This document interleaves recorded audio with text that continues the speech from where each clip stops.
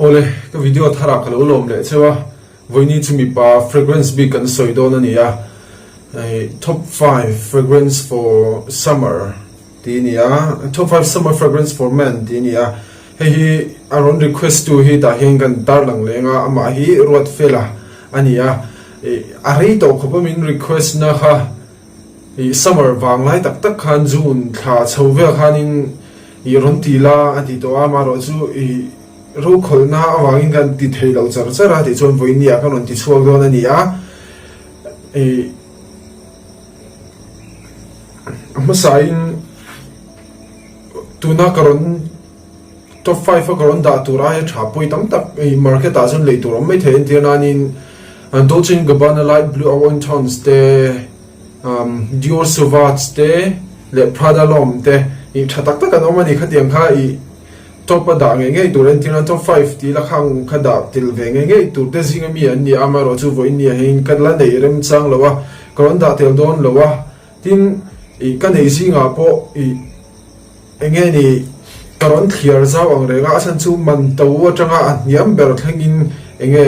Mizo so kan man theitu kan le theitu rang chi kha karon ti tela i aman to atanga GP fragrance kan ti ang thleng khan karon da tel don ni tuna hian ti chuanin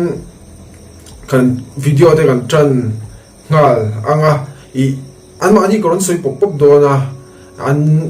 notes chi shang breakdown kha karon nei don lem lo ani khatiang ang kha chu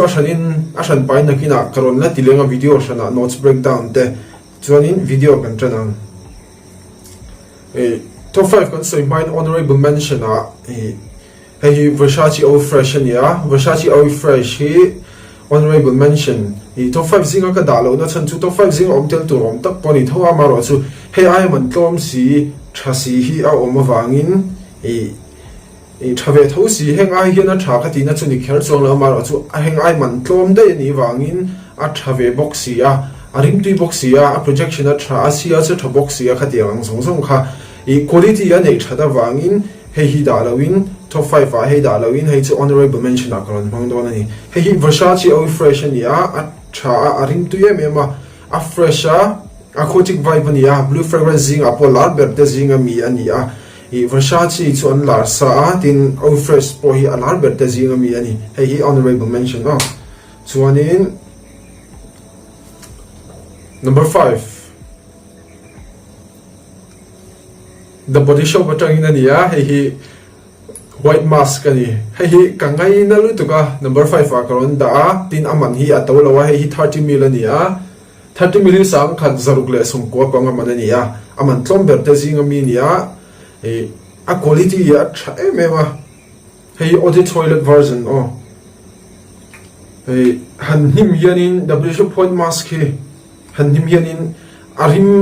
ahminga tangkhan arim tur chu hia sa ngala musky emema a fresh a powdery a white floral khatlem tlem atel boka tin udi atel boka ni amaro chu udi hi an nalawa aron na ber chu a musky na haron na berani hey number 5 the body shop white mask number 4 Versace Pour Homme. Versace Pour Homme hi signature fragrance aga du berte zinga mi alan nivea designer a chuan ni chho chu ka soi theilo ni su thatak tak kan tama du deuh ka nga designer a chuan hei hi ka du berte zinga mi ve bokania Versace Pour Homme ani hei hi chiang taka karon review to na review na hluyo ma achunga hen karon pin lo ani chuanin description box a link kalo danga ta khanin a endu chon va en le mai turani in lo va en don nia chiang takin ta han ka soi tuna chon ka soi pot dona ka soi adi tailing ka soi don lowa hey Versace Pour Homme hi citrus te aromatic te fresh spicy te in polania I classic nipuya man nge chi ania a fresh citrus te la a musky boka man nge chi ani boka hei Versace Pour Homme highly recommended ani it's one in number 3 number 3 spot chuan in Chanel atangin Bloody Chanel hei Bloody Chanel po hi mani loka a review karon ti chuak to a ni che karon soi ang book khan a chunga ka pin lo chuan in an hnuai description box a ni a link ka lo danga ta khanin lova en let don nia hei chu ka soi ta kang khanin arim hi a spicy tlem spicy tela amaro chu atam ber chu citrus khani tani a citrus MMA chun a udi boka a spicy kan ti khawam spicy lamania tin aromatic atel boka e hei or the toilet version in ya or the perfume in lo le don ya kati ta kha video masa khani lova en le tanga arim tu MMA summer fragrance zinga chona lal ber te zinga mi ve bokania blue fragrance zinga mi tho hei anei pon tama mang pon tama arim hi unique lem lowa amaro chu I summer fresh taka I rim fresh du chonin ati chi khom mai hei chonin tuna he video min request to rot fela min present ani boga hei kalom khop maya chunga polong thu gan soi thale nga ni sela heta an karon da tong khanin khami min request to khan hei min present ani kalom le ani ti chuanin number 2 spot a chuanin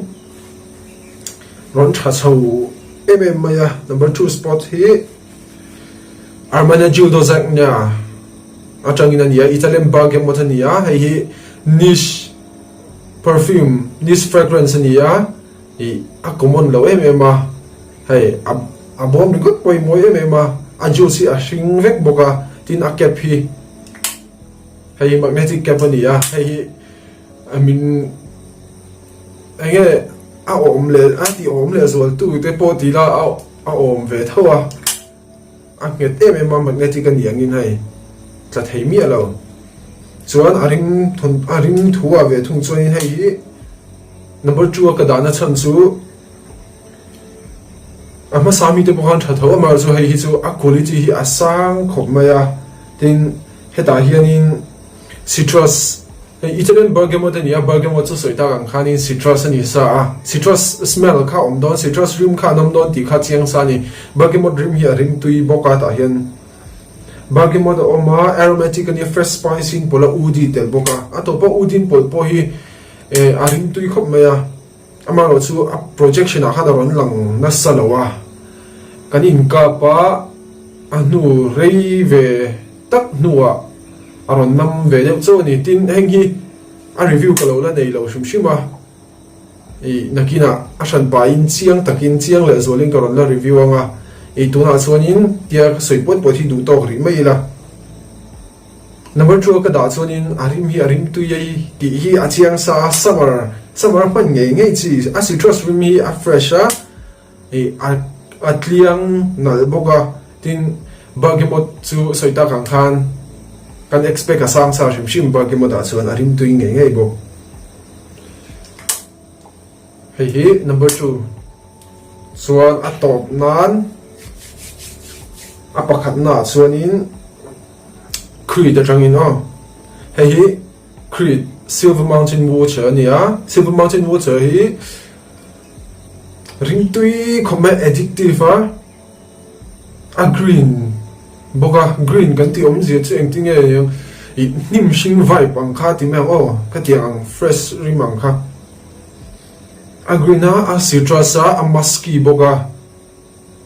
udi le aromatic atel boga heta udi yan pol hi sandalwood ania arim hi sandalwood hin ron choi a musky le sandalwood in pol hi arim tui thei khop mai shimshima fragrance rang hian tin ha silver mountain water hi creed line po underrated the zinga meaning ka sia achan chu fragrance water chuanin creed an han soya creed an soi chuanin creed adventures ten soya green iris street ten soya hei chu soya lo lu tuk lo ama ro chu summer chuan hei tu ki om big lo ni ti kha kanon soi ni sela ama ro chu aman hi asang ang renga aman ngai tu chuanin henga ya thanom te poi om mai thei ama ro chu tuna ri hi chuanin sangi som ni summer atan chuanin heng hi hei hi ka number 1 ani arim tui a fresh tin arim hi a masculine mema a matured boga officer ten in kap se anin me nga tanga rim tui asmata chon a fashion boka hei chu engtikama summer fragrance kan tina chu all year round angkha engtikama ne lo tur in kareng thei tur kum tluanin khatiang chi kha ani hei hi a thakop mai chuan tuna ka video kha khati zong kha top 5 siloni ta sela summer te azo nai lek to zo ka kholum zuala pel to amaro chu khuate ala lum deu thowa ala applicable thowa chuang chonin kha karon ti ni sela nakina classic kan thlen ma tak takin classic thlen dona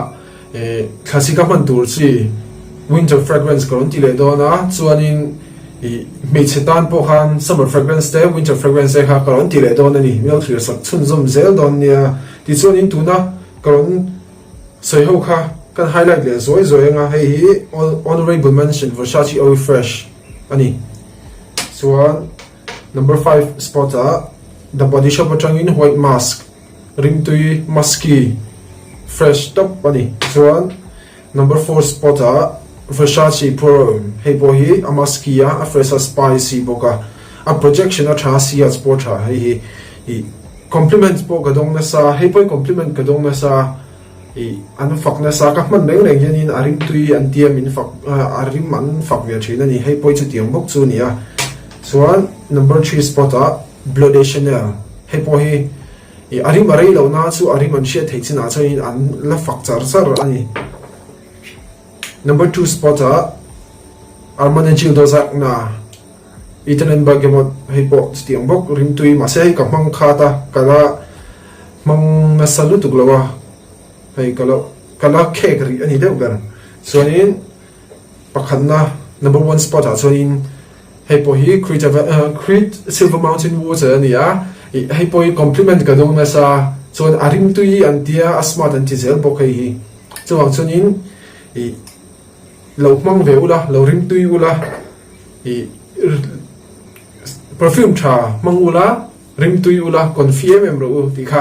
a top nang kan on cha le du cheu ni tu ta chon khati zom khani sela hun man non vek ule bye bye